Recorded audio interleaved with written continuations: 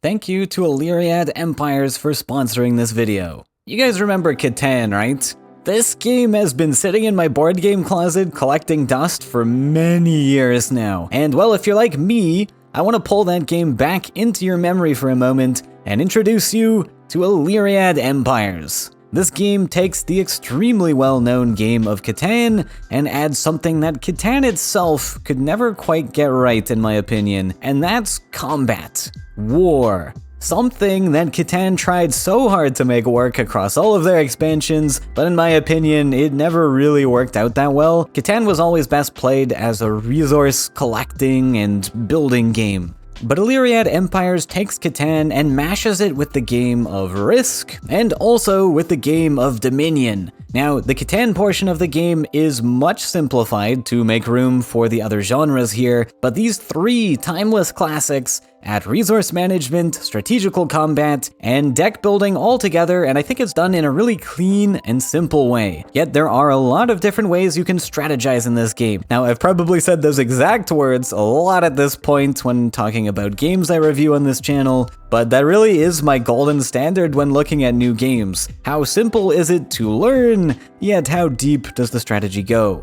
And since we're all Faeria players on this channel, yes, there are a few similarities to Faeria also in how resources are collected with units, and kind of how the lanes work, I suppose, when sending your units off. I love looking at card board games like these, so if you're new to the channel, be sure to subscribe if you want to see more like this one. I have a bunch of new ones coming down the pipeline this year. Now, to start a game of Illyriad Empires, you have to pick a character. And as an example, I'm gonna pick this duck-faced dwarf and heavily armored elf lady. Each character has a different starting terrain, and much like Catan, each terrain will give you a different resource if you have control over it. So your home base is free, and then at the start of your turn, if you have any units on other spaces, you'll also gain one resource from each space you control here. No dice rolling, you just get the resource. The board size can be made larger, by the way. This is the 2-player board, but you can add an extra ring of hexes for up to 4 players. Or even if you just want a longer 2-player game, I suppose.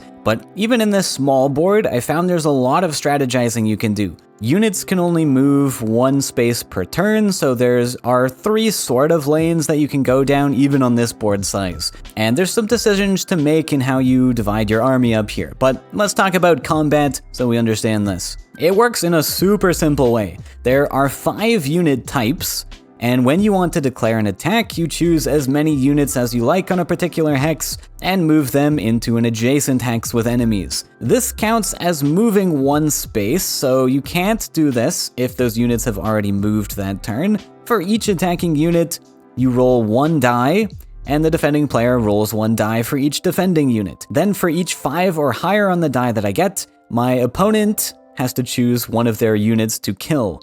And same for me, for each 5 or higher that my opponent rolled, I have to choose one of my own units to kill. Before finalizing kills though, you can flip over your character cards and see if you get any bonuses or negatives. So I attacked here with 3 cavalry and 1 spearman. Since the space I'm attacking has at least 1 cavalry, my 1 spearman will add +1 to any die of my choosing, since it's strong against cavalry. But also I'm attacking in plains, and spearmen get -1 in plains, so my spearmen will get no bonuses effectively in this case. Cavalry will get +1 in plains though, and since I have 3 cavalry, I get to add +1 3 times to any dice of my choosing. And I can add onto a single die multiple times if I want. It doesn't matter which units are getting bonuses or negatives. These numbers are collective as an army, and I get to spread them across my dice however I like. Now, it's still my turn, and I could choose to attack again if I had other units to attack with, or I could attack somewhere else on the board. So much like the game of Risk, you have to decide how many of your units you actually want to commit to a fight, because if you use too many of them, then you can't launch other attacks elsewhere on the board. But I love that they still include unit types with strengths and weaknesses. There's a lot of decisions to make in where you place everything on the board, but also in how you group your units together. Because having a particular unit type in your army could benefit you, or it could hinder you massively, depending on what your opponent has done with their own armies. Grouping up obviously gives you a much better chance at killing as many things as possible, since you get to roll more dice, but then you get less resources potentially since you're not as spread out on the board. So the combat mechanics are pretty simple and easy to pick up, while still having a lot of little decisions to make with positioning that could impact the game a lot. And I love that, especially how simple it is to apply bonuses to dice. You don't even really have to think about it, you just add to whichever dice are 4 or lower and try to make them count to 5. I hate messing around with math and numbers in games like this, which is why I forced myself through 6 years of engineering school, and that could just be because I hate myself, but I do think that math in strategy games takes away from all of the other interesting parts. I didn't get a B- in math to spend my brilliance on 1 + 5 + 1 to 7. Honestly, one of the only reasons I don't like Dungeons and Dragons that much, but in this game, I don't have to think about it. And if you or your friends hate doing math also, this is such a negligible part about the game, allowing you to focus on the fun stuff. Now, just for a little taste on how the tactics can play out, I ran into a situation on the Tabletop Simulator mod that you see here, where my opponent was holding the center space with stacks and stacks of cavalry since they got a bonus there on the plains. And this forced me to be super careful and load up units on my home base, because if my opponent takes this space, he immediately wins. So the center space can hold a lot of power for this reason, but it also means it can be attacked not only from every other angle, but when I build new units, these get placed on my home tile and can move and attack immediately. And holding this center space means you're less willing to spread out and claim more resources. You're really all in here to make a final push to win the game. So there's a lot of advantages to holding this center space, but also a lot of disadvantages too. I think you have to build up resources and supporting units that can still scurry around the sides to make your opponent feel even more cornered. But it's a really delicate balance that you have to figure out and time appropriately yourself. And all of this is just on the smaller board too. I haven't played yet with more than 2 people, but I can imagine this feeling even more like the war-based Catan game that I wanted to exist when I was growing up. But there's still a whole side to this that I haven't talked about yet, which is the deck building portion of the game.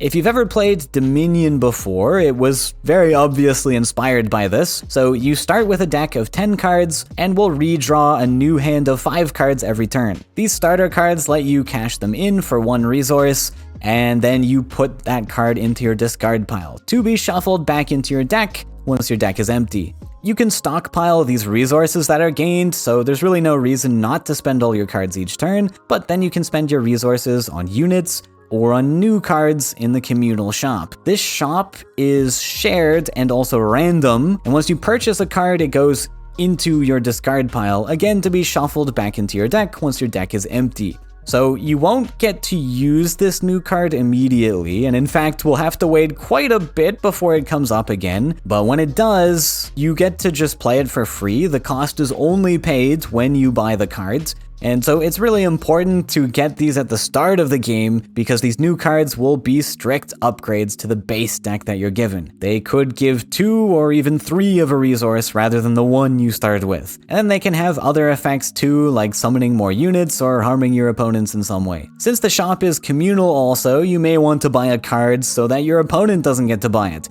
And you have to balance this out with purchasing units as well, because your units represent more resources you could be gaining. You'll also gain a couple extra resources per turn from the deck of seasonal cards. You draw a card from this deck each turn, going through the 4 seasons, and once that deck is empty, the game ends, awarding the win to whichever player has control over the most territory. So the game won't drag on forever, which is nice, and it also means you can manually adjust the game length yourself if you only have time for a short game maybe. You could probably just pull half the cards out of this deck, or even play through the deck twice if you want a sadistically long game for some reason. I honestly don't have many bad things to say about this game. I think it does everything it's trying to do well. I will comment that this game does take up a lot of space, and also cleanup with this current version of the game can be nightmarish. There are 4 different races, each with their own unique unit portraits, so if you have a big 4-player game, you have to pick up each individual unit at the end and carefully place them back into their own storage location so they don't get mixed up.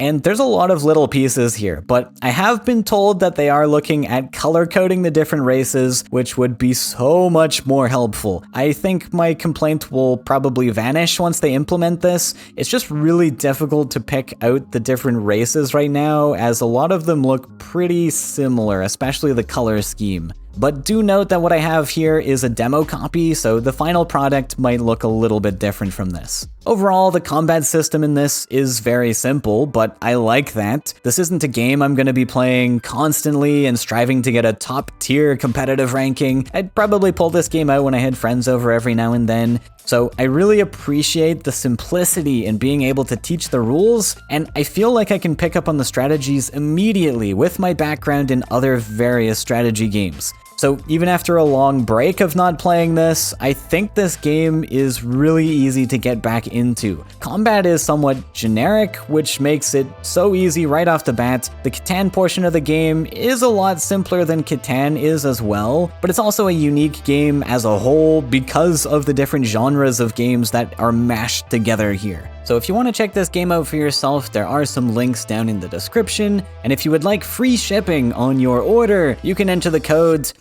Moon Me Daddy. Yeah, that sounds right. I do also get a small commission for the code, so think of me while you're doing it. Huh? Buying the thing, I mean. Let's just make that clear. Game is set to ship in June of 2025, so coming up soon. You can also check out the free Tabletop Simulator mod before you buy, just to see if you like it, as long as you own TTS. Thanks again to Illyriad Empires for sponsoring this video, and I'll see you in the next one.